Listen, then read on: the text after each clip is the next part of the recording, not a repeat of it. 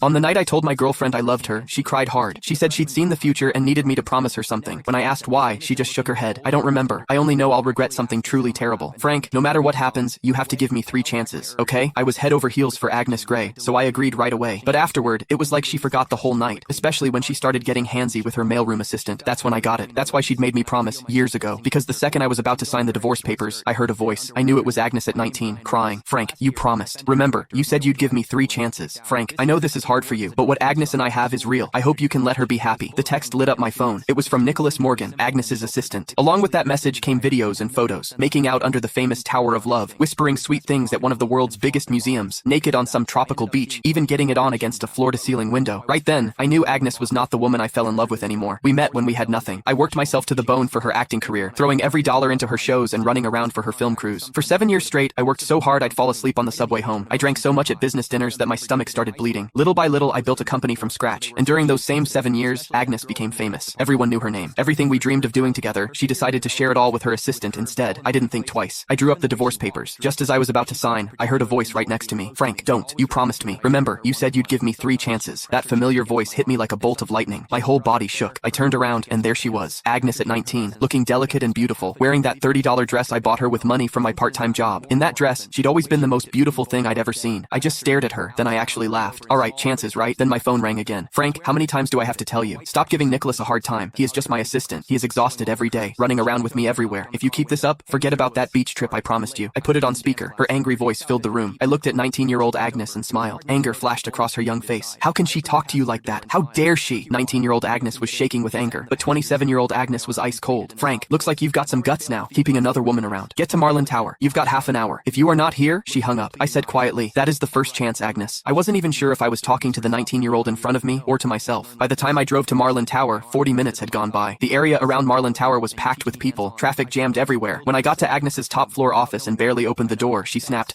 Frank, I warned you. You had 30 minutes to get here and now, I cut her off, turned around, and flopped onto the couch like I didn't care. Nicholas was there too. He kept his head down, eyes all red, his right hand holding his left wrist. My attitude seemed to set Agnes off. She slammed her hand on the desk. Frank, what is with that attitude? You still won't admit you were wrong? But before I could say anything, Nicholas jumped in. It is nothing really, just a watch. Don't blame Frank. That just made Agnes angrier, but instead of yelling at him, she held back and softened her voice. How can you say it is nothing? He is so petty. He even tried to steal the birthday gift he gave you. Don't worry, I am not taking his side. Then she turned back to me, her voice sharp as a knife. Frank, I am giving you one last chance. Give Nicholas his watch back. I'd lost count of how many times this had happened. No matter how many times Nicholas set me up, no matter what I said, it never mattered. The woman who used to trust me completely now only doubted me. Couldn't be bothered to argue. I stood up, took off the old watch from my wrist, and tossed it on the floor at Nicholas's feet. Click the link in my bio to get the full story for free.